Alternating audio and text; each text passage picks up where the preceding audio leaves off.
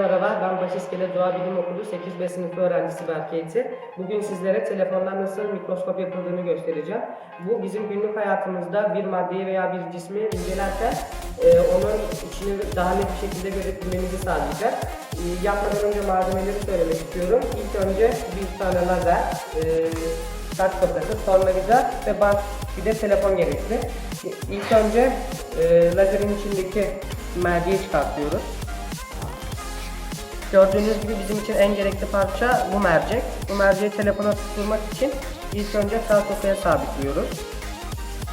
Ondan sonra kameranın hizasına göre ortalıyoruz. Bantla yerine tamamen sabitliyoruz. Ondan sonra size ilk önce lazerdeki devreyi göstermek istiyorum.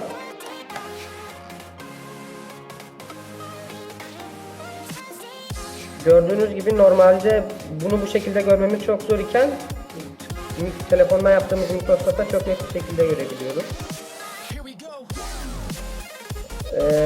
Mesela bir yazıyı bu şekilde daha net bir şekilde çok daha iyi görebiliriz. Veya bir bulaşık telini içi aslında bizim gördüğümüz şekli bu şekildeyken içi aslında bu şekilde gözüküyor. Gerçekten arada çok fazla bir fark var. Ve bantın içi aslında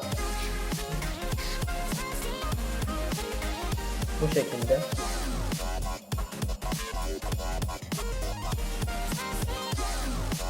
Hepinize beni izlediğiniz için teşekkür ederim.